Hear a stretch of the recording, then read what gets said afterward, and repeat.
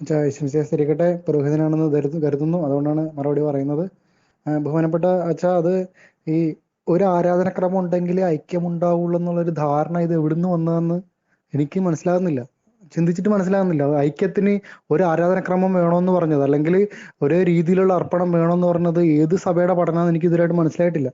കാര്യം നമുക്ക് എല്ലാവർക്കും അറിയാവുന്ന ലോകത്തെ ഏറ്റവും കൂടുതൽ ജനസംഖ്യയുള്ള ലത്തീൻ കത്തോലിക്ക സഭയിൽ എത്ര കുർബാനക്രമങ്ങളുണ്ട്, എത്ര ആരാധനക്രമങ്ങളുണ്ട്.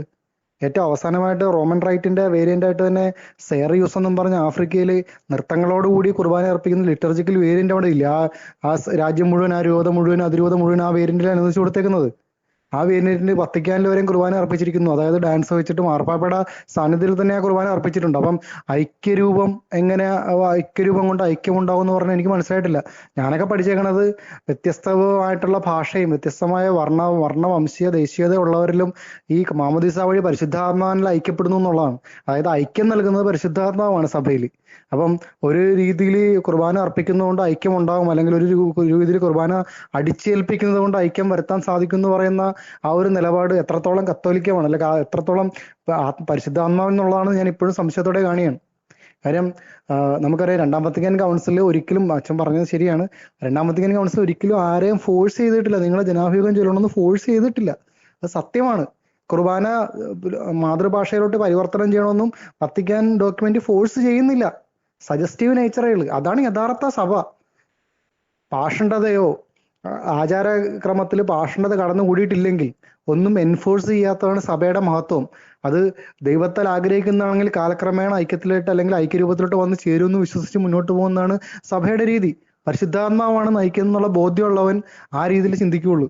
വ്യത്യസ്തതകൾ ഒരു സഭയെ നശിപ്പിക്കുകയല്ല, മറിച്ച് ഐക്യപ്പെടുത്തുകയാണ്. അത് പരിശുദ്ധാത്മാവിലോട്ട് ആശ്രയിച്ച് മുന്നോട്ട് പോകുമ്പോൾ എത്ര വ്യത്യസ്തതകൾ ഉണ്ടെങ്കിലും, എത്ര ഭാഷാ വ്യതിയാനങ്ങൾ ഉണ്ടെങ്കിലും, എത്ര സാംസ്കാരിക വ്യതിയാനങ്ങൾ ഉണ്ടെങ്കിലും പരിശുദ്ധാത്മാവിൽ ഒരു ഐക്യപ്പെടുകയാണ്. അപ്പം കുർബാന ഒരു രീതിയിൽ നിർബന്ധപൂർവ്വം അടിച്ചേൽപ്പിച്ച് ഐക്യരൂപം കൊണ്ടുവന്നാൽ ഐക്യമുണ്ടാകും എന്നുള്ള ഒരു മിഥ്യാധാരണ ഏതെങ്കിലും ദൈവാത്മാവിൽ നിന്നുള്ളോ കത്തോലിക്ക പ്രബോധനങ്ങളിൽ നിന്നുള്ളോ അല്ലെന്ന് തിരിച്ചറിയാൻ സാധിക്കും. അതോടൊപ്പം തന്നെ അടുത്തൊരു ചോദ്യം ചോദിക്കണം. അങ്ങ് പറഞ്ഞു രണ്ടാം വത്തിക്കാൻ കൗൺസിൽ ജനാഭിഷേക കുർബാന എല്ലാം പറഞ്ഞിട്ടില്ലെന്ന്. ശരിയാണ്, ഒരിക്കലും പറഞ്ഞിട്ടില്ല. ഈ പറഞ്ഞ പോലെ മാതൃഭാഷയിലോട്ട് ആക്കണമെന്ന് നിർബന്ധിച്ച് ആരും അടിച്ചേൽപ്പിച്ചിട്ടില്ല. ഈ ജനാഭിഷേക കുർബാന ചെല്ലണമെന്ന് നിർബന്ധിച്ച് ആരും അടിച്ചേൽപ്പിച്ചിട്ടില്ല. എന്താണ്? പരിശുദ്ധാത്മാവിന്റെ ചൈതന്യമാണ് അതിൽ വെളിവാക്കുന്ന കാര്യമുണ്ട്. നമുക്കറിയാം, ഒരു കൗൺസിൽ ചേരുമ്പോൾ ദൈവത്തിൽ നിന്ന് കിട്ടുന്ന വെളിപാടുകളും ഒക്കെ വെളിപ്പെടുത്തി കിട്ടുന്നൊരു സത്യമുണ്ട് അതിന്. ഇപ്പം രണ്ടാം വത്തിക്കാൻ കൗൺസിൽ പറയുന്നത് എന്താ? സജീവമായ പങ്കാളിത്തത്തിന് വേണ്ടി രഹസ്യാത്മകത കഴിവതും ഒഴിവാക്കിക്കൊണ്ട് ബലിയർപ്പണം സാധ്യമാക്കണം. രഹസ്യാത്മകത ഒഴിവാക്കിക്കൊണ്ട് ഈ ആരാധനാക്രമങ്ങൾ പരികർമ്മം ചെയ്യുവാൻ, പ്രത്യേകിച്ച് ബലിയർപ്പണ കാര്യത്തിൽ ശ്രദ്ധിക്കണം എന്ന് രണ്ടാം വത്തിക്കാൻ കൗൺസിലെ പ്രമാണരേഖ പറയുന്നുണ്ട് അച്ചോ. അപ്പം പിന്നെ താങ്കൾ പറഞ്ഞ അൾത്താരാഭിമുഖം എന്ന്, ഏത് പൗരസ്ത്യ സഭ അല്ലെങ്കിൽ ഏത് കത്തോലിക്ക ഡോഗ്മയിലാണ് അൾത്താരാഭിമുഖം എന്നുള്ളത് പ്രയോഗമുള്ളത്? ഞാനിതുമായിട്ടും കേട്ടിട്ടില്ല അച്ഛാ. ഞാൻ കേട്ടേക്കുന്നത് ആഡോറിയന്റം എന്നാണ്.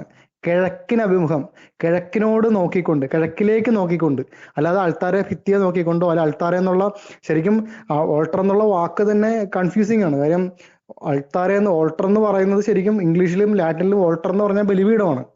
അപ്പം ബലിപീഠത്തിന് ചുറ്റും നിന്ന് ബലിയർപ്പിക്കുക എന്നുള്ള കൺസെപ്റ്റാണത്. അപ്പം അൾത്താരാഭിമുഖം എന്ന് ഒരിക്കലും ലാറ്റിൻ വാക്കിൽ അങ്ങനെ ഒരു സാധനം ഇല്ല. കാര്യം എന്ന് പറഞ്ഞാൽ ഓൾട്ടർ എന്ന് പറഞ്ഞാൽ ബലിപീഠമാണ്. ബലിപീഠത്തിന് അഭിമുഖമായിട്ടാണ് ജനാഭിഷേക കുർബാനയിലും പുരോഹിതൻ നിൽക്കുന്നത്. കാര്യം ബലിപീഠത്തിന്റെ ഇപ്പുറ സൈഡിൽ ബലിപീഠത്തോട് നോക്കിക്കൊണ്ടാണ് പുരോഹിതൻ നിൽക്കുന്നത്, ജനങ്ങളും ബലിപീഠത്തിലോട്ട് നോക്കിക്കൊണ്ടാണ് നിൽക്കുന്നത്. ആ പുരോഹിതന്റെയും വിശ്വാസികളുടെ നടുക്കായിട്ടാണ് ബലിപീഠം സ്ഥിതി ചെയ്യുന്നത്. അപ്പം രണ്ടാം വത്തിക്കാൻ കൗൺസിൽ ഊന്നിപ്പറഞ്ഞ വേറൊരു കാര്യം എന്ന് പറഞ്ഞാൽ വിശ്വാസികളുടെ രാജപൗരോഹിത്യമാണ്. അതിന്റെ ഏറ്റവും വലിയ പ്രത്യേകത എന്ന് പറഞ്ഞു കഴിഞ്ഞാൽ അതുകൊണ്ടാണ് ഈ പറഞ്ഞ വത്തിക്കാൻ സജസ്റ്റ് ചെയ്തത് രഹസ്യാത്മകത കഴിവതും ഒഴിവാക്കണം. അവർക്ക് പങ്കാളികളാണ്. അത് ഇവര് പുരോഹിതൻ ഏകപക്ഷീയമായിട്ട് ഒറ്റയ്ക്ക് നിന്ന് അർപ്പിക്കുന്ന ഒരു പൂജാവിധിയല്ല ഇത്. ഇതൊരു പങ്കാളിത്തമായ ഒരു കമ്മ്യൂണിയനാണ്. ഇത് രാജപൗരത്വത്തിലൂടെ, മാമോദീസയിലൂടെ രാജപൗരത്വം ലഭിച്ച അൽമായരും ശുശ്രൂഷ പൗരത്വം ലഭിച്ച പുരോഹിതന് ചേർന്ന് അർപ്പിക്കുന്ന പങ്കാളികളായിട്ടുള്ള ഒരു ബലിയർപ്പണ രീതിയാണ്. അതുകൊണ്ടാണ് ജനാഭിഷേക കുർബാനയിൽ ഈ പ്രസക്തമായിട്ട് കാര്യങ്ങൾ വരുന്നത്. ഇനിയിപ്പോ താങ്കൾ പറഞ്ഞു ഒത്തുതീർപ്പെന്ന്. അങ്ങനെ ഒരു കുർബാനയെ സംബന്ധിച്ചിടത്തോളം അങ്ങനെ ഒരു ഒത്തുതീർപ്പ് ദൈവശാസ്ത്രം, അതെന്ത് ദൈവശാസ്ത്രമാണ്? നമ്മൾ ചിന്തിച്ചിട്ടുണ്ടോ? ആഡോറിയന്റത്തിന് അതിൻ്റെതായ ദൈവശാസ്ത്രമുണ്ട്. അത് കിഴക്കിന് അഭിമുഖമായിട്ട് നിൽക്കുന്നു. കിഴക്കിൽ നിന്ന് മിന്നൽപ്പിണർ പോലെ വരുന്ന യേശുവിന്റെ രണ്ടാം വരവിനെ പ്രതീക്ഷിച്ചുകൊണ്ട് കിഴക്കോട്ട് നോക്കി നിൽക്കുന്നു എന്ന് പറയുന്നതിൽ ഒരു സാങ്കത്യമുണ്ട്. ജനാഭയ കുർബാന. ഈശോ എഴുന്നള്ളി വരുന്ന എപ്പോഴാ? ഈശോ അന്ത്യവിധിക്കാണ് കിടക്കുന്നു വരുന്നത്. എന്നാൽ ഓരോ ദിവ്യബലിയിലും ഈശോ സന്നിഹിതനാകുന്ന ആ ബലിപീഠത്തിലാണ്. നമ്മളറിയാം മറ്റേ ജനാഭയ കുർബാന ചെല്ലുന്ന സ്ഥലങ്ങളിൽ വിടവാങ്ങൽ പ്രാർത്ഥനയുണ്ട്. വിശുദ്ധീകരണത്തിന്റെ ബലിപീഠമേ സ്വസ്തി, ഞങ്ങളുടെ കർത്താവിന്റെ കവറുടമേ സ്വസ്തി എന്നുള്ള വിടവാങ്ങൽ പ്രാർത്ഥന അൽമായരും കൂടെ ചെല്ലുന്നുണ്ട്. കാര്യം എന്താ? ഈ രണ്ടാം വത്തിക്കാൻ കൗൺസിൽ വീക്ഷണമാണ്. ഈ പുരോഹിതനും ശുശ്രൂഷാ പുരോഹിതനും ചേർന്നർപ്പിക്കുന്ന ബലിയാണ് അവിടെ. അപ്പൊ അവനും വിടവാങ്ങൽ പ്രാർത്ഥന ചൊല്ലിക്കൊണ്ട് കുമ്പിട്ടിട്ടാണ് ഞങ്ങളൊക്കെ ബലിപീഠത്തിന് കുർബാന കഴിഞ്ഞ് ഞങ്ങളും പുറത്തോട്ട് ഇറങ്ങുന്നത്. എന്നാൽ ആഡോറിയന്റ് അർപ്പിക്കുന്നവർക്ക് അല്ലെങ്കിൽ കിഴക്കനഭിമായിട്ട് കുർബാന അർപ്പിക്കുന്ന സ്ഥലങ്ങളിൽ ചൊല്ലാൻ പാടില്ല. അപ്പൊ ഇതൊക്കെ മനസ്സിലാക്കുക. അപ്പം രണ്ട് ബലിയർപ്പണ രീതി നമ്മൾ അംഗീകരിച്ചു തരുന്നു. ഒന്ന് ആഡോറിയന്റം കിഴക്കനഭിമുഖമായിട്ട് ബലിയർപ്പിക്കുന്നത്, രണ്ട് ജനാഭിമുഖം. ജനാഭിമുഖം എന്ന് പറഞ്ഞാലും ബലിപീഠാഭിമുഖം. കാര്യം വിശ്വാസികളും പുരോഹിതനും ബലിപീഠത്തിന് അഭിമുഖമായിട്ടാണ് നിന്ന് ബലിയർപ്പിക്കുന്നത്. അത് അവന്റെ രാജപൗരോഹിത്യത്തിന്റെ ആഘോഷം കൂടിയാണത്. അപ്പം ഈ രണ്ട് അർപ്പണ രീതി ഇന്ന് സഭയിലുള്ളൂ. പിന്നെ എങ്ങനെയാണ് ഈ ഒരു ഒത്തുതീർപ്പ് ക്രമം വന്നത്? അങ്ങനെ ദൈവശാസ്ത്ര വീക്ഷണമില്ലാതെ മിയർ ഒരു ഐഡിയോളജിക്ക് വേണ്ടി അല്ലെങ്കിൽ ഒരു ഐഡന്റിഫിക്കേഷന് വേണ്ടി ദിവ്യബലിയെ വികലമാക്കാവോ? ഇങ്ങനെ നമ്മളത് ചിന്തിക്കേണ്ട കാര്യമല്ലേ? എന്തുകൊണ്ട് അങ്ങനെ വികലമാക്കുന്നു? ഒരു പ്രത്യേക ദൈവശാസ്ത്ര വീക്ഷണമില്ലാത്ത രീതിയിൽ 50-50 എന്നൊക്കെയുള്ള ഫോമുല കൊണ്ടുവന്ന് അവിടെ വെച്ച് തന്നെ സഭയുടെ തകർച്ച തുടങ്ങിയില്ലേ? അതുവരെ ഒന്ന് ചിന്തിച്ചു നോക്കി. നമ്മൾ വ്യത്യസ്തമായ ആരാധനക്രമം ഉണ്ടെങ്കിലും ഒരു ഐക്യത്തിൽ പോയിക്കൊണ്ടിരുന്ന അല്ലെങ്കിൽ വലിയ പ്രശ്നങ്ങളില്ലാതെ പോയിക്കൊണ്ടിരുന്ന ഒരു സമൂഹത്തെ ഇത് വന്നോടുകൂടി സ്പ്ലിറ്റ് ആക്കാൻ തുടങ്ങിയില്ലേ? തർക്കങ്ങളായി, വിഘടനവാദങ്ങളായി. അപ്പം ഓരോ അതിരൂപതയുടെ സ്വത്വം അംഗീകരിച്ചുകൊണ്ട് ആ രീതിയിൽ കുർബാന അർപ്പിക്കാൻ അവസരം നൽകി കഴിഞ്ഞാൽ സഭ എത്ര വലുതായിട്ട് വളർന്നേനെ, എത്ര മനോഹരമായിട്ട് മുന്നോട്ട് പോയേനെ. ഈ ഈ ഈ വീക്ഷണം എന്തുകൊണ്ട് നമ്മുടെ ആൾക്കാർക്ക് നഷ്ടപ്പെട്ടു പോകുന്നു? അതായത് എൻ്റെ യൂണിഫോമിറ്റി കൊണ്ട് ഒരു യൂണിറ്റി ഉണ്ടാവും എന്ന് പറയുന്നത്, അല്ലെ യൂണിഫോമിറ്റി ഇമ്പോസ് ചെയ്ത് കഴിഞ്ഞാൽ അത് യൂണിറ്റി ആവും എന്ന് പറയുന്നത് അത് മറ്റേ ദൈവാത്മാവിൽ നിന്നുള്ള പ്രചോദനമല്ല. അത് മനുഷ്യന്റെ ബുദ്ധിക്കുള്ള പ്രയോജനം. ദൈവത്തിൽ ആശ്രയിക്കാതെ മനുഷ്യൻ സ്വന്തം കഴിവിനെ, സ്വന്തം അധികാരത്തെയും അതിന്റെ അധികാരത്തിന്റെ അതിശക്തമായ ഉപയോഗത്തെയും പ്രതിനിധീകരിക്കുന്ന ഒരു ചിന്തയിൽ നിന്നുണ്ടാകുന്ന പ്രയോജനം അത്, അല്ലെങ്കിൽ പ്രയോഗമാണത്. Uniformity imposed for unity. അത് ഒരു കാലത്ത് ഒരു രാജ്യത്ത് ഒരു ലോകത്ത് നടക്കാത്ത കാര്യമാണ് ഈ യൂണിഫോമിറ്റി അടിച്ചേൽപ്പിച്ചുകൊണ്ട് യൂണിറ്റി ഉണ്ടാക്കുക എന്ന് പറയുന്നത്. അപ്പം ഈ യൂണിറ്റി നൽകുന്നത് പരിശുദ്ധാത്മാവെന്നുള്ള ബോധ്യം ഉണ്ടായിരുന്നെങ്കിൽ, ചങ്ങനാശ്ശേരി അതിരൂപത ഫുള്ള് കിഴക്കോട്ടർപ്പിച്ച് കുർബാന അർപ്പിച്ചിരുന്നെങ്കിൽ എന്ത് യൂണിറ്റിക്ക് ദോഷം ഉണ്ടാകുന്നത്? ഇപ്പം ഞാൻ തിരിച്ചൊരു ചോദ്യം ചോദിക്കട്ടെ. ഇപ്പൊ ഞാൻ രണ്ട് വീക്ഷണത്തിൽ കൂടി ഇത് കാണുന്ന ഒരു വ്യക്തിയാണ്.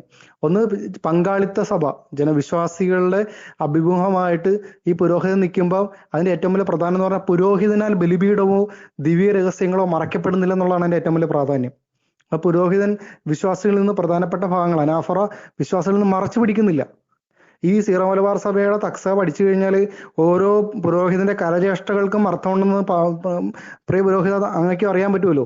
കൈ ചേർത്ത് പിടിക്കുന്നത്, കൈ വിരിച്ചു പിടിക്കുന്നത്, വിരലുകൾ കൂട്ടിച്ചേർത്ത് കൈകൂപ്പുന്നത്, ഇതിനൊക്കെ ഓരോന്നിനും ഓരോ അർത്ഥങ്ങളുണ്ടെന്നറിയാം. അപ്പം ഈ ഒരു ബലിപീഠത്തിൽ അർപ്പിക്കപ്പെടുന്നത് ഒരു കർത്താവിന്റെ, നമുക്കറിയാം ജനനം, കുരിശുമരണം, ഉദ്ധാനം ഒക്കെ വീണ്ടും വീണ്ടും ഇത് റൊട്ടേറ്റ് ചെയ്യപ്പെടുന്നുണ്ട്, ബലിപീഠത്തിൽ കൂടെ അനുസ്മരിക്കപ്പെടുന്നുണ്ട്. അപ്പൊ ഇതൊക്കെ കണ്ട് അനുഭവിക്കുവാനും ഇതിന്റെ അർത്ഥം ഉൾക്കൊണ്ടുകൊണ്ട് മനസ്സിലാകുന്ന ഭാഷയിൽ പ്രാർത്ഥിക്കുവാനൊക്കെയുള്ള ഒരു അഭിഷേകം കിട്ടിയത് രണ്ടാം വത്തിക്കാൻ കൗൺസിൽ റിഫോമാണ്. അപ്പൊ അതിന് ചേർന്നിട്ടുള്ളൊരു ബലിയർപ്പണ രീതിയാണ് ജനാഭിമുഖ കുർബാന. ജനാഭിമുഖ കുർബാന ഞങ്ങൾ എളുപ്പത്തിൽ പറയുന്നത് ശരിക്കും ബലിയുടെ അഭിമുഖ കുർബാനയാണ്. അപ്പം രണ്ടാം വരവ് യേശു എന്നാ വരുന്നതെന്ന് നമുക്ക് അറിയാൻ പാടില്ല. പിതാവ് ദൈവത്തിന് അറിയാവുന്ന ഈശോ വരാൻ പറഞ്ഞേക്കണത്. അപ്പം അങ്ങനെ കിഴക്കോട്ട് നോക്കി നിൽക്കുന്ന ക്രമം ഒന്ന്. രണ്ട്, ഈശോ എല്ലാ അനുദിന ദിവ്യബലിയിൽ അപ്പമായി മാറി തിരുശരീരമായി മാറി എഴുന്നള്ളി വരുന്ന അവന്റെ ബലിപീഠത്തിൽ, അവന്റെ കബറിടവും സിംഹാസനമായ ബലിപീഠത്തിൽ അവൻ എഴുന്നള്ളി വരുന്നത് അത് ദർശിച്ച് അനുഭവിച്ച് ആരാധിക്കാൻ സാധിക്കുന്ന ജനാഭിമുഖ കുർബാനയിലല്ലേ? അപ്പൊ അതിനുവേണ്ടിയാണ് വിശ്വാസികൾ നിലനിൽക്കുന്നത്. തങ്ങളുടെ സജീവവും ജീവദായകവും പൂർണ്ണവുമായ ആത്മസമർപ്പണത്തിനെയും പങ്കാളിത്തത്തിനെയും വേണ്ടിയാണ് വിശ്വാസികൾ ജനാഭിമുഖ കുർബാനയ്ക്ക് വേണ്ടി വാദിക്കുന്നത്. ഇതൊരു ഒരു ഫൈറ്റ് ആയിട്ടോ ഒന്നും കാണേണ്ട കാര്യമില്ല. ഇത് വിശ്വാസത്തിന്റെ പ്രശ്നമാണ്, ഈശോയെ അനുഭവിക്കാനുള്ള ആഗ്രഹത്തിന്റെ പ്രശ്നമായിട്ട് കാണുക. ഇനിയിപ്പോ 50-50 എന്ന് പറഞ്ഞു. 50-50 ഈ 50-50ക്ക് എന്ത് സാങ്കേതികതയാണ് ഉള്ളത്? കാര്യം ഈ മറ്റേ സുവിശേഷ വായന, ലേഖന വായനയൊക്കെ ജനാഭിമുഖം നടത്തിയിട്ട് ഈ പ്രധാനപ്പെട്ട ഭാഗങ്ങൾ വിശ്വാസികളിൽ നിന്ന് മറക്കണതിൽ എന്തർത്ഥമുള്ളത്? അങ്ങനെയാണെങ്കിൽ ഫുള്ള് കിഴക്കോട്ടായിരിക്കണം, ടുവേർഡ്സ് ദ ഈസ്റ്റ്, കിഴക്കിനോട് നോക്കിയായിരിക്കണം എല്ലാം നടത്തേണ്ടത്. അതിനൊരു അർത്ഥമുണ്ട്. അതിന് ആഡോറിയന്റം സഭയുടെ AD 400 ശേഷമുള്ള ഒരു പ്രാക്ടീസ് ആണെന്നെങ്കിലും നമുക്ക് ന്യായീകരിക്കാം. നമുക്ക് അതിലോട്ട് കടന്നുപോയ ഓൾഡ് പേഗൻ റിച്വൽസ് ഒക്കെ അതിനകത്ത് കയറി വരും. എന്നാൽ അത്രയൊന്നും സങ്കീർണമായിട്ട് പോകാതെ തന്നെ നമുക്ക് ആഡ് ഓറിയന്റ് എന്നുള്ള കൺസെപ്റ്റ് വന്നു കഴിഞ്ഞാൽ കിഴക്കിന് അഭിമുഖമായിട്ട് ബലിയർപ്പിക്കുന്നതിൽ അതിൻ്റെതായ പ്രസക്തി ഉണ്ടില്ലെന്ന് ഞാൻ പറയുന്നില്ല. അതുപോലെ തന്നെ ഈ കാലഘട്ടത്തിൽ അതിനേക്കാളും അത്യാവശ്യമായിട്ട് വരുന്നത് വിശ്വാസികൾക്ക് ഇത് പങ്കെടുക്കുമ്പോൾ പൂർണ്ണമായിട്ടൊരു പങ്കാളിത്തം ലഭിക്കുന്ന രീതിയിൽ അർപ്പിക്കുന്ന ദിവ്യ രഹസ്യങ്ങൾ.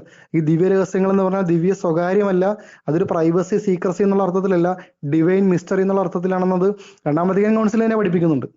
അപ്പം ഈ മിസ്റ്ററി ദർശിച്ച് അനുഭവിച്ച് ദൈവത്തെ ആരാധിക്കാൻ നമുക്കറിയാം. സത്താമാറ്റത്തിന്റെ ഏറ്റവും വലിയ പ്രഘോഷണമല്ലേ ജനാഭയ കുർബാന. ഞങ്ങൾ ജനാഭയ കുർബാന അർപ്പിക്കുമ്പോഴല്ലേ കൂതാശവചനങ്ങൾ ചെല്ലുമ്പോൾ ഞങ്ങൾക്ക് മുട്ടുകുത്തി അവിടുത്തെ ആരാധിക്കാൻ സാധിക്കുന്നത്. ഈ സിനഡ് കുർബാന ക്രമം മുട്ടുകുത്തുന്ന സമയം എടുത്ത് മാറ്റിക്കളഞ്ഞില്ലേ. അപ്പം ഇതിന്റെ പുറകിൽ അതുപോലെ തന്നെ താങ്കൾക്ക് അറിയാവുന്ന ഞാൻ വിചാരിക്കുന്നു, ബലിപീഠത്തിൽ മാനിക്കയം കുരിശ് എന്ന് ഭൂരിപക്ഷം ആൾക്കാരും വിശ്വസിക്കുകയും അത്യാവശ്യം തെളിവുള്ള ഒരു കുരിശിനെ മാർത്താമ കുരിശെന്ന് പേര് വിട്ടുകൊണ്ട് ബലിപീഠത്തിൽ കൊണ്ട് വെക്കുന്നത് എന്ത് കാരണത്തിലാ? അപ്പൊ ഇതൊക്കെ ആഴത്തിൽ മനസ്സിലാക്കുക. ഞങ്ങൾ പറയുന്നത് രണ്ടാം വത്തിക്കാൻ കൗൺസിൽ റിഫോം എന്ന് പറഞ്ഞാൽ മാനുഷികമായ പരിഗണനക്കാളും കൂടുതൽ പരിശുദ്ധാത്മാവിന്റെ ഒരു ഇടപെടലായിട്ടാണ് ഞങ്ങൾ കാണുന്നത് ഇവിടെ. അതിന്റെ റിഫോംസിന്റെ ഭാഗമായിട്ട് വന്ന അനുഷ്ഠാന രീതികൾ അത് ആരെ അടിച്ചേൽപ്പിക്കുകയോ തല്ലിയേൽപ്പിക്കുകയോ ഒന്നും ചെയ്തതല്ല, നാച്ചുറൽ ഗ്രോത്ത് ആണ്. അൽമായനെ ഇപ്പം താങ്കൾക്ക് അറിയാൻ പറ്റും, MCBS സഭയാകുമ്പോൾ അത്യാവശ്യം സുറിയാനിക്കൊക്കെ കൂടുതൽ പ്രാധാന്യം കൊടുക്കുന്ന സഭയാണെന്ന് ഞാൻ വിശ്വസിക്കുന്നു. അപ്പം അബുൽ ബിഷ്മയ്യ എന്നുള്ള പ്രാർത്ഥന അത് കാണാതെ ചൊല്ലുന്നവർ അപ്പന്മാരുണ്ട്. ഞങ്ങൾ പറഞ്ഞു കേട്ടിട്ടുണ്ട്. നമുക്ക് ഒന്ന് രണ്ട് പേരോട് ചോദിച്ചപ്പോൾ അവരും പറഞ്ഞു ഇതിന്റെ അർത്ഥം എന്നാന്ന് ചോദിച്ചിട്ട് അവർക്ക് കൃത്യമായിട്ട് അറിയില്ല. എന്നാൽ സ്വർഗസ്നായ പിതാവേ എന്ന് പറഞ്ഞ് കൈ ഉയർത്തി വിളിക്കുമ്പം സ്വർഗസ്നായ പിതാവേ എന്ന് അവൻ അർത്ഥം അറിഞ്ഞ് വിളിക്കുമ്പോൾ സ്വർഗത്തിലുള്ള എന്റെ അപ്പനെയാണ് വിളിക്കണം എന്നുള്ള ബോധ്യം അവനിലേക്ക് ആഴപ്പെടുത്തണമെന്നുണ്ടെങ്കിൽ അവൻ മലയാളത്തിൽ ചൊല്ലണം പ്രാർത്ഥന. അവന് മനസ്സിലാകണം. അതുപോലെ തന്നെ ബലിപീഠത്തിൽ അർപ്പിക്കപ്പെടുന്ന ദിവ്യരഹസ്യങ്ങൾ അത് മനസ്സിലാക്കിക്കൊണ്ട് ഇവിടെ എന്റെ കർത്താവിന്റെ ശരീരം വിഭജന ശുശ്രൂഷയിൽ എന്റെ കർത്താവിന്റെ ശരീരം എനിക്ക് വേണ്ടി മുറിക്കപ്പെടുന്നു, എന്റെ പാപമോചനത്തിനായിട്ട് മുറിക്കപ്പെടുന്നുള്ള ബോധ്യം ആഴപ്പെടുത്തണമെന്നുണ്ടെങ്കിൽ അവന്റെ കൺമുന്നിൽ അവൻ ദർശിക്കണേ. ഇത് ഈശോ ബലിയർപ്പിച്ചപ്പോൾ, ഈശോ ദിവ്യബലി പെസഹ സ്ഥാപിച്ചപ്പോൾ ഇതിന്റെ ശരീരമാവെന്നും പറഞ്ഞ് ഉയർത്തിയതുപോലെ, ഇതിന്റെ രക്തമാവെന്നും പറഞ്ഞ് ഉയർത്തിയതുപോലെ ഉയർത്തിയിട്ട് എന്റെ ഓർമ്മയ്ക്കായി ചെയ്യുമെന്നും പറഞ്ഞ് പുരോഹിതൻ കുമ്പിടുമ്പോൾ അവനും അവിടെ കുമ്പിടുന്നു. അവനും ഈശോ എങ്ങനെ ബലി സ്ഥാപിച്ചു ആ ബലിയുടെ ശരിക്കും ഒരു പുനരവതരണം അല്ലെങ്കിൽ ഓർമ്മയാചരണം, യഥാർത്ഥ ഓർമ്മയാചരണം അവിടെ നടക്കുകയാണ് ഈ ജനാഭയ കുർബാനയിൽ. കാര്യം എന്താ? ഈശോ എടുത്ത് ശിഷ്യന്മാർക്ക് നീട്ടിയതുപോലെ ഇത് ഈ ക്രിസ്തുവിന്റെ പ്രതിപുരുഷനായ പുരോഹിതൻ വിശ്വാസികൾക്ക് നേരെ കാസയും പീലാസയും നീട്ടിയാണ്. അപ്പൊ ഇതൊക്കെ അർത്ഥങ്ങളുണ്ട്. ഈ രണ്ടാം വത്തിക്കാൻ കൗൺസിലെ ചൈതന്യമാണിത്. കാര്യം എന്താ? അൽമായന്റെ രാജപൗരോഹിത്യം, തെരഞ്ഞെടുക്കപ്പെട്ട ജനതയാണ്, തെരഞ്ഞെടുക്കപ്പെട്ട വംശമാണിത്, രാജപുരോഹിത ഗണമാണിത്. നമുക്ക് എല്ലാവർക്കും അറിയാം, പണ്ട് ഹോസ്പിറ്റൽ സൗകര്യങ്ങൾ ഇല്ലായിരുന്ന കാലഘട്ടത്തിൽ വീട്ടിൽ ജനിക്കുന്ന കുഞ്ഞുങ്ങൾ മരിക്കാൻ സാധ്യതയുണ്ടെന്ന് ഗൃഹനാഥന് ബോധ്യപ്പെട്ട് കഴിഞ്ഞാൽ പിതാവിന്റെ പുത്രനും പരിശുദ്ധാത്മാവിന്റെ നാഥിലും മാംസം മുക്കാനുള്ള അധികാരം ഒരു കത്തോലിക്കനുണ്ട്. ആ കാലഘട്ടത്തിലുണ്ടായിരുന്നു. ഇപ്പൊ ഹോസ്പിറ്റൽ ബസ്സിലൊന്നും അതിന്റെ ആവശ്യമില്ല. എന്നാൽ പോലും ഇന്ന് ഒരു യുദ്ധ സാഹചര്യം ഉണ്ടാകുകയാണെങ്കിൽ ഞാനും മറ്റൊരു മതസ്ഥനും എന്നോടൊപ്പം ഉണ്ടെങ്കിൽ ഏത് നിമിഷവും കൊല്ലപ്പെട്ടാക്കാമെന്ന് എനിക്കും അവനും ഉറപ്പുള്ള സമയത്ത് അവൻ യേശുവിനെ രക്ഷകനാഥനോട് സ്വീകരിക്കാൻ തയ്യാറായിക്കൊണ്ട് അവന് വിശ്വാസിയാകണമെന്ന് പറഞ്ഞാൽ പിതാവിന്റെ പുത്രനും പരിശുദ്ധാത്മാവിന്റെ നാമത്തിൽ മാമോദിസ കൊടുക്കാനുള്ള രാജപൗരോഹിത്യം ഓരോ വിശ്വാസിക്കും ഓരോ അൽമായനും മാമോദിസയിലൂടെ ലഭിക്കുന്നുണ്ടെന്നുള്ള സത്യം, അതിന്റെ പ്രഘോഷണവും അതിന്റെ ആഘോഷവുമാണ് ജനാഭയ കുർബാന അല്ലെങ്കിൽ യഥാർത്ഥ ബലിപീഠാഭയ കുർബാന. അപ്പൊ അതിൽ ശുശ്രൂഷാ പുരോഹിതനും രാജപുരോഹിത ജനവും ഒരുമിച്ച് നിന്ന് ബലിപീഠത്തിന് അവന്റെ കർത്താവിന്റെ കബറിടവും സിംഹാസനവുമായ ബലിപീഠത്തിന് ചുറ്റും നിന്നാ ബലിയർപ്പിക്കുന്നത്. ഇതിനേക്കാളും വലിയൊരു ദൈവാനുഗ്രഹം ഒരു മനുഷ്യന് എവിടെ കിട്ടാനുള്ളത്? അപ്പൊ കിഴക്കുന്ന ഈശോ വരുന്ന എപ്പോഴാണ്? രണ്ടാം വരവില്ല. എന്നാൽ അനുദിന ബലിയിൽ ഈശോ എഴുന്നള്ളി വരുന്ന എവിടെയാ? പരിശുദ്ധ ത്രിത്വം വെളിപ്പെടുന്ന എവിടെയാ? ഈ വിശുദ്ധീകരണത്തിന്റെ ബലിപീഠത്തിലല്ലേ? ഒരു അപ്പവും മീഞ്ഞും ക്രിസ്തുവിന്റെ പ്രതിപുരുഷനായ പുരോഹിതൻ ആ ദൈവത്തിന്റെ കരങ്ങളിലേക്ക് ഉയർത്തുമ്പോൾ, അവിടുത്തെ കുദാശവചനങ്ങൾ ചൊല്ലുമ്പോൾ, സ്ഥാപനവാക്യങ്ങൾ ചൊല്ലുമ്പോൾ അവന് തിരുശരീരവും തിരുരക്തമായിട്ട് ബലിപീഠത്തിലല്ലേ മാറുന്നത്. ഈ ബലിപീഠം വെഞ്ചരിക്കുന്നത് എങ്ങനെയാണ്? ഈ ബലിയർപ്പിക്കാൻ വേണ്ടി വെറുതിരിക്കുകയും പൗത്രീകരിക്കുകയും ചെയ്ത് മാറ്റി നിർത്തുന്നതല്ലേ ബലിപീഠം. വിശുദ്ധ തൈലത്താൽ കുരിശ് വരച്ചുകൊണ്ട് റോസ്മ ചെയ്തുകൊണ്ട് വിശുദ്ധ തൈലത്താൽ അഭിഷേകം ചെയ്ത ബലിപീഠം. ഓരോ അൽമായനും മാമോദിസയിൽ അവന്റെ ശിരസിലും നെഞ്ചിലും കുരിശ് വരച്ചുകൊണ്ട് തൈലത്താൽ അഭിഷേകം ചെയ്യപ്പെട്ടുകൊണ്ട് പിതാവിന്റെ പുത്രനും പരിശുദ്ധാത്മാവിന്റെ നാമത്തിൽ ജ്ഞാനസ്നാനം സ്വീകരിക്കുമ്പോൾ അവനെ വേർതിരിച്ച് മാറ്റി നിർത്തുന്ന പോലെ തന്നെയല്ലേ ബലിപീഠവും കുർബാന അർപ്പിക്കാൻ വേണ്ടി മാറ്റി നിർത്തുന്നത്. അപ്പം അവന്റെ ഒരു മാമോദിസ സ്വീകരിച്ച ഒരു അൽമായന് ബലിപീഠമായിട്ടുള്ള ബന്ധം അഭേദ്യമായ ബന്ധമല്ലേ അവനുള്ളത്. അതിലല്ലേ ബലിപീഠത്തിൽ അർപ്പിക്കുന്ന രഹസ്യങ്ങൾ പൂർണ്ണമായിട്ടും രഹസ്യങ്ങൾ എന്ന് പറഞ്ഞാൽ സ്വകാര്യതയല്ല, ദിവ്യ രഹസ്യങ്ങൾ കണ്ട് ദർശിച്ച് ആരാധിച്ച് അനുഭവിക്കാനുള്ള അവകാശം അല്ലെങ്കിൽ അനുഗ്രഹം രണ്ടാം വത്തിക്കാൻ കൗൺസിൽ വഴി അതിന് കിട്ടിയതല്ലേ അത്. ഇന്നും ബലിപീഠത്തിൽ ഗഹാന്ത പ്രാർത്ഥന ചെല്ലുമ്പോൾ, പ്രമാണജപം ചെല്ലുമ്പോൾ എന്താ സംഭവിക്കുന്നത്? മാമോദിസയുടെ സജീവവും ജീവിതമായ അടയാളത്തിന് മുദ്ര എന്ന് പറയുമ്പോൾ താങ്കൾ ഉൾപ്പെടെ ബലിപീഠത്തിൽ കുരിശ് വരയ്ക്കുന്നത് എന്തിന്റെ ഓർമ്മയ്ക്കാണ്? ഈ ഓരോ അൽമായനും മാമോദിസയിലൂടെ പിതാവിന്റെ പുത്രനും പരിശുദ്ധാത്മാവിന്റെ നാമത്തിൽ മാമോദിസ ജ്ഞാനസ്നാനം വെക്കുമ്പോൾ അവൻ ആ ബലിപീഠമായിട്ടുള്ള അഭേദ്യമായ ബന്ധം അവിടെ ഉണ്ടാവുകയാണ്. അപ്പൊ പൂർണ്ണമായിട്ടും ബലിപീഠത്തിൽ നടക്കുന്ന കാര്യങ്ങൾ ദർശിച്ച് അനുഭവിച്ചുകൊണ്ട് അനുഭവിക്കുന്ന കാര്യങ്ങൾ സൂക്ഷിച്ച് വീക്ഷിച്ചുകൊണ്ട് ഇതിന്റെ ആന്തരിക അർത്ഥവും അർത്ഥതലങ്ങളും മനസ്സിലാക്കിക്കൊണ്ട് ആത്മീയമായും ഭൗതികമായിട്ടും സ്വയം അതിലെ ബലിപീഠത്തിലേക്ക് നൽകിക്കൊണ്ട് ആ എഴുന്നള്ളി വരുന്ന ഈശോയെ ദർശിച്ച് ആരാധിക്കുവാനുള്ള ഏറ്റവും വലിയ അനുഗ്രഹമല്ല ജനാഭയ കുർബാന. ഇതിനു വേണ്ടിയാണ് ഞങ്ങൾ വിശ്വാസികൾ നിൽക്കുന്നത്. ഇത് ഒത്തുതീർപ്പെന്നുള്ള ഒരു താൽക്കാലിക മാനുഷികമായ ബുദ്ധിയുടെ പരിഗണന, അത് ഒത്തുതീർപ്പ് 50-50, അതായത് അതിർത്തി തർക്കം പോലെ രണ്ടു കൂട്ടരെയും അതിർത്തി തർക്കം ഉണ്ടെങ്കിൽ നിങ്ങൾ രണ്ടുപേരും കൂടെ അങ്ങോട്ടും അഡ്ജസ്റ്റ് ചെയ്ത് ഒരു പരിഹാരം ഉണ്ടാക്കുമെന്ന് പറഞ്ഞ പോലെ അത്ര ലാഘവ ബുദ്ധിയോടെ ചെയ്യേണ്ടതാണോ വിശുദ്ധ കുർബാന? നമുക്കറിയാം വിശുദ്ധ കുർബാന ആരാധനക്രമം എന്ന് പറഞ്ഞാൽ ഒരു സഭയുടെ അനുഷ്ഠാന രീതിയാണ്. അത് ഒരു സഭയ്ക്ക് തന്നെ വ്യത്യസ്തമായ അനുഷ്ഠാന രീതികളില്ലേ? താങ്കൾ എന്തുകൊണ്ടാണ് ഇവിടെ ഐക്യരൂപം വേണമെന്ന് പറയുമ്പം സീറോ മലബാർ സഭയുടെ കീഴിലുള്ള കോട്ടയം അതിരൂപത, നമുക്കറിയാം ജ്ഞാനായ സഭയുടെ അതിരൂപത, അവിടെ 2 രീതിയിലുള്ള ദിവ്യബലി അർപ്പണം കോട്ടയം അതിരൂപത കീഴിലുണ്ടെന്ന് താങ്കൾക്ക് ഉൾപ്പെടെ അറിയാം. എന്നിട്ട് അവിടെ താങ്കളൊന്നും അവിടെ സംസാരിക്കാൻ തയ്യാറാകാത്ത എന്താണ്? ഇവിടെ ഐക്യരൂപം വേണമെന്നും പറഞ്ഞ് ബഹളം വെക്കുന്ന ആൾക്കാർ ഈ കോട്ടയം അതിരൂപതയിൽ 2 ബിഷപ്പുമാർ, 2 ഓക്സിലറി ബിഷപ്പ്, 2 സഹായ മെത്രാന്മാരുണ്ടത്. ഒന്ന് മലങ്കര മെത്രാന്റെ അവിടുന്ന് ഡെപ്യൂട്ടേഷനിൽ വന്നേക്കണ മെത്രാനല്ലേ, അവരുടെ കീഴിൽ എത്ര ഇടവകൾ മലങ്കര റീത്തിൽ അല്ലെങ്കിൽ അന്ത്യോക്യൻ പാരമ്പര്യത്തിൽ കുർബാന അർപ്പിക്കപ്പെടുന്നുണ്ട്. അത് സീറോ മലബാർ സഭയുടെ ഭാഗമല്ലേ? അത് സീറോ മലബാർ സഭയുടെ കീഴിലെ കോട്ടയം അതിരൂപതയുടെ ഭാഗമല്ലേ അത്? അപ്പൊ അത് ചോദ്യം ചെയ്യാതെ ഇത് ചോദ്യം ചെയ്യുന്നത് ഇരട്ടത്താപ്പ്. പക്ഷെ ഞങ്ങൾ അങ്ങനെയല്ല, ഞങ്ങൾ അതും അനുവദിച്ചു കൊടുക്കണമെന്ന് പറയുന്ന ആൾക്കാരാ. അതാണ് ഈ വിവേചനവും വിവേകവും പരിശുദ്ധാത്മാവിന്റെ അഭിഷേകം സ്വീകരിക്കുമ്പോൾ അതിനെക്കുറിച്ച് ആഴത്തിൽ ചിന്തിക്കുമ്പോൾ നമുക്കറിയാം ഐക്യം നൽകുന്ന പരിശുദ്ധാത്മാവാ. ഒരു കാര്യത്തിൽ യൂണിഫോമിറ്റി, ഐക്യരൂപം ഉണ്ടാക്കിയെന്ന് പറഞ്ഞാൽ ഐക്യം ഉണ്ടാകും എന്നുള്ള തെറ്റിദ്ധാരണ മാനുഷികമാണ്. ഐക്യം നൽകുന്ന ആത്മാവ് പരിശുദ്ധാത്മാവ്. വ്യത്യസ്തതകളിൽ പല വ്യത്യസ്തമായ, നമുക്കറിയാം കത്തോലിക്ക സഭ തന്നെ യൂണിവേഴ്സൽ ചർച്ച് എന്നാ പറയുന്നത്, കാത്തലിക് എന്ന് പറഞ്ഞാൽ വ്യത്യസ്തമായ ഗോത്ര, വംശ, ദേശീയ, ജാതി, എത്ര കമ്മ്യൂണിറ്റികളാണ്, എത്ര വിഭാഗക്കാർ ചേർന്ന്, പക്ഷെ അവർ പരിശുദ്ധാത്മാവിൽ ഒന്നായിയാണ് അവിടെ മാമോദിസ വഴി. അങ്ങനെ ആയിരിക്കണം സഭ ചിന്തിക്കേണ്ടത്. അപ്പൊ ആരാധനാക്രമത്തിൽ വ്യത്യസ്തതയുണ്ടെങ്കിൽ അതിൽ ഐക്യം നൽകുന്ന പരിശുദ്ധാത്മാവാണ്. അത് ആരാധനാക്രമത്തിൽ വ്യത്യസ്തതയുണ്ടെങ്കിൽ വ്യത്യസ്തമായിട്ട് ആരാധനാക്രമം അനുഷ്ഠിക്കുമ്പോൾ പോലും നമ്മൾ ഐക്യത്തിൽ ഒന്നായിയാണ് അവിടെ ചെയ്യുന്നത്. അല്ലാതെ ഒരു ബാഹ്യമായ ഐക്യരൂപം അടിച്ചേൽപ്പിച്ചുകൊണ്ട് ഐക്യം ഉണ്ടാകുന്നുള്ളത് വെറും മാനുഷിക ചിന്തയാണ്. അപ്പൊ വീണ്ടും പറയുന്നു, ഇങ്ങനെയുള്ള കാര്യങ്ങൾ അതിർത്തി തർക്കം പോലെ അല്ലെങ്കിൽ വസ്തുതർക്കം പോലെ 50 നിന്റെയും പകുതി നിന്റെയും പകുതി എന്റെയും പറഞ്ഞ് തീർത്തതല്ലേ ഈ പ്രശ്നത്തിന്റെ വർഷം കാരണം. അതോടൊപ്പം ഇതിന് അടിച്ചേൽപ്പിക്കുന്നത് എന്തിനാണ്? ഈ പാഷണ്ഡത ഇല്ലല്ലോ ഇതില്. സാധാരണ സഭ എന്തെങ്കിലും കർശനമായിട്ട് നിർദ്ദേശിക്കുന്ന എപ്പോഴൊക്കെയാ? ഒന്ന്, ദൈവശാസ്ത്രപരമായിട്ട് തെറ്റുണ്ടെങ്കിൽ, ആചാരപരമായിട്ട് തെറ്റുണ്ടെങ്കിൽ, അനുഷ്ഠാനപരമായിട്ട് തെറ്റുണ്ടെങ്കിലൊക്കെ സഭയ്ക്ക് ഇടപെടാൻ പറ്റും. പക്ഷേ ഈ ജനാഭയ കുർബാനയിൽ ദൈവശാസ്ത്രപരമായിട്ടോ ആചാരപരമായിട്ടോ അനുഷ്ഠാനപരമായിട്ടോ യാതൊരു തെറ്റുമില്ലെന്നിരിക്കെ എന്തിന് ഇങ്ങനെ അടിച്ചേൽപ്പിക്കുന്ന ചോദ്യത്തിന് മറുപടി പറയാൻ ആർക്കും സാധിക്കത്തില്ല. കാര്യം അത് കത്തോലിക്കമല്ല, അത് പരിശുദ്ധ ദൈവാത്മാവിൽ നിന്നുള്ള കാര്യമല്ല ഇത്. അത് വ്യത്യസ്തതയിൽ ഐക്യപ്പെടുത്തുന്ന ആത്മാവാണ്. അതല്ലെങ്കിൽ ഡൈവേഴ്സിറ്റിയിൽ യൂണിറ്റി നൽകുന്ന പരിശുദ്ധാത്മാവാണ്. ഇവിടെ ഡൈവേഴ്സിറ്റി ആ ഒരു ചിന്ത പോലും ഇല്ലാതെ ഐക്യരൂപം ഉണ്ടെങ്കിൽ ഐക്യമാവൂ എന്നുള്ളൊരു തെറ്റിദ്ധാരണ, ഇത് എവിടുന്ന് വന്നു? നമ്മൾ ചിന്തിക്കേണ്ടതല്ലേ. അതുപോലെ തന്നെ ഈ ഐക്യരൂപം നടപ്പിലാക്കാൻ വേണ്ടി അവലംബിച്ച മാർഗങ്ങൾ, മാർപ്പാപ്പയുടെ കൽപ്പന എന്ന് മുഴുവൻ നുണ ആൾക്കാരെ പറഞ്ഞു പറ്റിച്ചിട്ട് മാർപ്പാപ്പ വെറും കൽപ്പനയാക്കിയില്ലേ? ഏകകണ്ഠേന തീരുമാനം, ഈ കുർബാന എല്ലായിടത്തും നടപ്പിലാക്കാനുള്ള ഏകകണ്ഠേന തീരുമാനം ഒന്ന് അടുത്ത പച്ചക്കള്ളം പറഞ്ഞ് നടത്തില്ലേ? ഇങ്ങനെ നുണയിലൂടെയും വഞ്ചനയിലൂടെയും അടിച്ചേൽപ്പിക്കുന്നത് ഏതായാലും ദൈവാത്മാവെന്നുള്ളതല്ലെന്ന് നമുക്ക് ഉറപ്പാണ്. അപ്പം മാനുഷികമായിട്ടുള്ള ഇങ്ങനെയുള്ള കാര്യങ്ങൾ ചിന്തിക്കാതെ ഐക്യം നൽകുന്ന പരിശുദ്ധാത്മാവ്, ഐക്യരൂപം വന്നു കഴിഞ്ഞാൽ ഒരിടത്തും ഐക്യം ഉണ്ടാകത്തില്ല. ഇന്നിപ്പം അങ്ങനെയാണെങ്കിൽ സീറോ മലബാർ സഭയിലല്ല എല്ലാ രൂപതകളിലും റിഫ്റ്റ് ആയില്ലേ ഇന്ന്?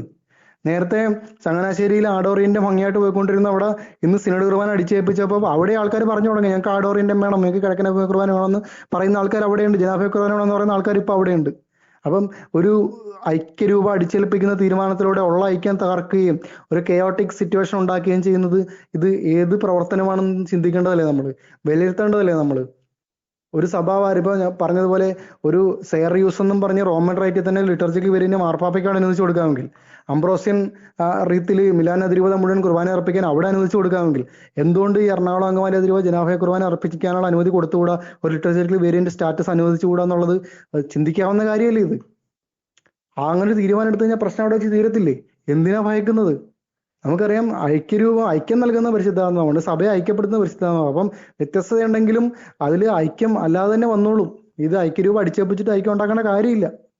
അപ്പൊ വീണ്ടും പറയുന്നത്, രണ്ടാം വത്തിക്കാൻ കൗൺസിൽ പറയുന്നത് റിഫോംസ് എന്ന് പറഞ്ഞു കഴിഞ്ഞാൽ എന്താന്ന് പറഞ്ഞത്, ഇത് രഹസ്യാത്മകത കഴിവതും ഒഴിവാക്കി വിശ്വാസികൾക്ക് കാണാവുന്ന രീതിയിൽ, ദർശിക്കാവുന്ന രീതിയിൽ, അർത്ഥം മനസ്സിലാക്കിക്കൊണ്ട് അർപ്പിക്കാവുന്ന രീതിയിൽ ഭാഷയിൽ മാറ്റം വരുത്തണം. രണ്ടാമത്തെ കൗൺസിൽ ജനാഹയ കുർബാന അടിച്ചേൽപ്പിച്ചിട്ടില്ല, മാതൃഭാഷയുടെ കുർബാന നടത്താൻ അടിച്ചേൽപ്പിച്ചിട്ടില്ല. ഇത് ജീവദായകമായ വളർച്ച, ഇത് നാച്ചുറലായിട്ട് ഓരോരുത്തർ സ്വീകരിച്ചാണ്, ഇത് ആരും അടിച്ചേൽപ്പിച്ചതല്ല. അതുകൊണ്ടാണ് ചങ്ങനാശ്ശേരിക്കാര് ഈ ജനാഹയ കുർബാന ഉണ്ടായിരുന്ന കാലഘട്ടത്തിലും കിഴക്കൻ അഭിമുഖമായിട്ട് കുർബാന അർപ്പിക്കാൻ വേണ്ടി തിരിഞ്ഞപ്പം ആരും പ്രകോപനം ഉണ്ടാക്കാതെ അവിടെ പോയി അടിച്ചേൽപ്പിക്കാൻ ചെയ്തിരുന്നത്. അത് ഡൈവേഴ്സിറ്റിയിൽ യൂണിറ്റി ഉണ്ടാവും. ഇത്ര നാളുണ്ടായിരുന്നു, ഇത്ര നാൾ എന്ത് വല്ല ഭയങ്കര പ്രശ്നമാണെന്നാണോ ബഹുമാനപ്പെട്ട പുരോഹിതൻ പറയുന്നത്? അങ്ങനെയാണെങ്കിൽ ഡൈവേഴ്സിറ്റി ഇല്ലെങ്കിൽ എന്തുകൊണ്ട് MCBS സഭയുടെ ആവശ്യമുണ്ടോ? CMA സഭയുടെ എത്ര സന്യാസഭകളുണ്ട്? ഈ ഡൈവേഴ്സിറ്റിക്ക് ഈ സഭ അംഗീകാരം നൽകുന്നതിൽ നിങ്ങൾ ഇത്രയും സന്യാസഭയുടെ ആവശ്യമുണ്ട്? എല്ലാവരും കൂടെ ഒരു സന്യാസഭ അങ്ങോട്ട് ഉണ്ടാക്കിയാൽ പോരെ? ശ്രീരാമ സഭയുടെ കീഴിൽ ഒരു സന്യാസഭ ഉണ്ടാക്കിയിട്ട് എല്ലാവരും കൂടെ അതിലോട്ട് വന്നാൽ പോരെ? എന്തിനാ ഈ MCBS, CST, CMI എന്നൊക്കെ പറഞ്ഞിട്ട് വ്യത്യസ്ത സഭകൾ ഉണ്ടാക്കുന്നത്? അവരുടെ കാരിസത്തിന്റെ, അവരുടെ വിളി ഡിഫറൻ്റ് ആയതുകൊണ്ട് ഇതിലും ഐക്യസഭ കണ്ടെത്തുന്നുണ്ട്, പരിശുദ്ധാത്മാവിനെ ഐക്യം ഉണ്ടാക്കുന്നുണ്ട്. അത് തിരിച്ചറിയാൻ നമുക്ക് സാധിക്കണം. അതുകൊണ്ട് എപ്പോഴും ഒരു വിശ്വാസികൾ ഇവിടെ വിശ്വാസത്തിന്റെ പ്രശ്നമായിട്ടാണ് ഈ ജനാമയ കുർബാന ആവശ്യപ്പെടുന്നത്. അത് എന്തുകൊണ്ടാണ്? ബലിപീഠത്തിൽ അനുഷ്ഠിക്കപ്പെടുന്ന ദിവ്യരഹസ്യങ്ങൾ സൂക്ഷിച്ച് വീക്ഷിച്ചുകൊണ്ട് ഓരോന്നിന്റെ ആന്തരികാർത്ഥം ഉൾക്കൊണ്ടുകൊണ്ട് സജീവവും ജീവദായകവും പൂർണ്ണവും ആയിട്ടൊരു ബലിയർപ്പണം സാധ്യമാകാൻ, ആ ഒരു ആത്മസമർപ്പണത്തിലൂടെ, ഒരു ആത്മീയ അർപ്പണത്തിലൂടെ ദൈവബലി എൻ്റെ ജീവിതത്തിൽ ഫലദായകമാകുവാനുള്ള വിശ്വാസികളുടെ അധിക ആഗ്രഹത്തിന്റെ ആ ഒരു ആവശ്യത്തിന്റെ ഭാഗമാണ് ജനാഭയ കുർബാന. അത് രണ്ടാമത്തെ കൗൺസിലിലെ ചൈതന്യം നിറഞ്ഞു നിൽക്കുന്ന കുർബാന അർപ്പണ രീതി. അപ്പൊ അതിനുവേണ്ടിയാണ് ഞങ്ങൾ നിലനിൽക്കുന്നത്. അതുകൊണ്ട് 50-50 എന്നൊക്കെ പറഞ്ഞിട്ട് കുറച്ച് പകുതി നിന്റെ പകുതി എൻ്റെ എന്നൊക്കെ പറഞ്ഞിട്ട് ഉണ്ടാക്കുന്നത് ഒരു ദൈവശാസ്ത്ര വീക്ഷണമല്ല. ഇനി ഇൻ കേസ് അങ്ങേക്ക് അങ്ങനെ 50-50 വേണമെന്നുണ്ടായിരുന്നെങ്കിൽ ചെയ്യേണ്ടിയിരുന്നത് ബൗദ്ധികം ആത്മാവിനോട് സഹായം ചോദിച്ചുകൊണ്ട് എടുത്തിരുന്നെങ്കിൽ കൽദയ കത്തോലിക്ക സഭയെ പോലെ ഒരു തീരുമാനം എടുത്തിരുന്നെങ്കിൽ ഇത്തരം പ്രശ്നം ഉണ്ടാകുമായിരുന്നു. അതായത് കൽദയ കത്തോലിക്ക സഭയിൽ എങ്ങനെയാ ബലിപീഠത്തിലേക്ക് ബലിവസ്തുക്കൾ എഴുന്നള്ളി വരുന്നത് വരെ ആ ബലിപീഠത്തിനോട്ട് നോക്കിക്കൊണ്ട്, കിഴക്കോട്ട് നോക്കിക്കൊണ്ട് അർപ്പിക്കുന്നു. ബലിപീഠത്തിലേക്ക് ബലിവസ്തുക്കൾ എഴുന്നള്ളി വരികയും അത് കർത്താവിന്റെ തിരുശരീര രക്തങ്ങളാകുന്ന അനാഫ്ര മുതൽ അങ്ങോട്ട് ജനാഭിമുഖ കുർബാനമായിട്ട്, അതായത് ബലിപീഠത്തിൽ അർപ്പിക്കപ്പെടുന്നവയെ മറച്ചു പിടിക്കാത്ത രീതിയിൽ കാണാവുന്ന രീതിയിൽ കൽദയ കത്തോലിക്ക സഭയിൽ താങ്കളൊന്ന് കൽദയ കത്തോലിക്ക സഭയുടെ ഒരു കുർബാന താങ്കൾ ഇന്ന് ബഹുമാനമായിട്ട് വിചാരിച്ച താങ്കളൊന്ന് കണ്ടു നോക്കുക. അതിൽ വിഭജന ശുശ്രൂഷ വരെ അവർ ഉയർത്തിയായി വിഭജിക്കുന്ന കർത്താവിന്റെ ശരീരം. എന്തുകൊണ്ടാ? ഇവൻ വിശ്വാസികൾ കാണണം, എനിക്ക് വേണ്ടി മുറിയപ്പെടുന്ന കർത്താവിനെ കാണണം വിശ്വാസികൾ, അതിനുവേണ്ടിയാണ്.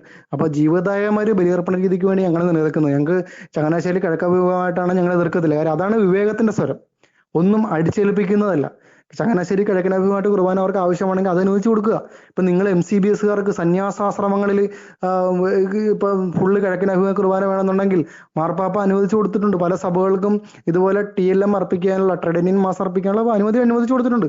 നിങ്ങൾക്ക് ഇത് കിഴക്കനഭിമുഖ കുർബാന താല്പര്യം ഉണ്ടെങ്കിൽ നിങ്ങൾ ഒരു അപേക്ഷ കൊടുത്ത് ബിഷപ്പിൽ നിന്ന് അനുമതി മേടിക്കുക. അതും ഞങ്ങൾ എതിർക്കത്തില്ല, അത് മനസ്സിലാക്കുക. അപ്പം ഈ ഡൈവേഴ്സിറ്റി, അതായത് വ്യത്യസ്തതയിൽ അത് ഐക്യം നൽകുന്ന പരിശുദ്ധാത്മാവാണ്. അല്ലാതെ ഐക്യരൂപം അടിച്ചേൽപ്പിച്ചുകൊണ്ട് ശിക്ഷാ നടപടികളിലൂടെയും ഭീഷണിയിലൂടെയൊക്കെ അടിച്ചേൽപ്പിച്ചുകൊണ്ട് ഐക്യം ഉണ്ടാക്കാന്ന് പറയുന്നത് ഒരു മാനുഷ്യ ബുദ്ധിയാണ്. ആ ദൈവത്തിലുള്ള ആശ്രയമില്ലാത്ത ഒരു മനുഷ്യന്റെ പ്രത്യേകതയായിട്ട് മാത്രമേ കാണാൻ സാധിക്കുകയുള്ളൂ. അപ്പം ഞങ്ങളുടെ വികാരം ബഹുമാനമായിട്ട് അച്ഛനോട് പങ്കുവയ്ക്കുകയാണ്.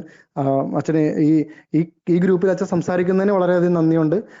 ഞങ്ങളും മറുപടി ഞങ്ങളെ പറയാം, ഒരു പുരോഹിതൻ എന്ന് പറയുമ്പോൾ സംസാരം മാത്രമല്ല കേൾക്കുവാൻ കൂടെ തയ്യാറാകണമെന്ന് പറഞ്ഞു കേട്ടിട്ടുണ്ട്.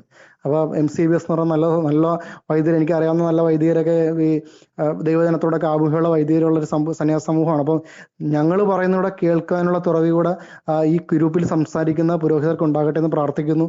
അങ്ങ് ഞങ്ങളുടെ അഭിപ്രായങ്ങൾ ശ്രവിക്കുമെന്ന് വിചാരിക്കുന്നു. അങ്ങേയും ഈ ഗ്രൂപ്പിൽ സംസാരിക്കുന്നതിന് അങ്ങയോട് നന്ദി പറയുന്നു. ദൈവം നമ്മളെല്ലാവരും അനുഗ്രഹിക്കട്ടെ.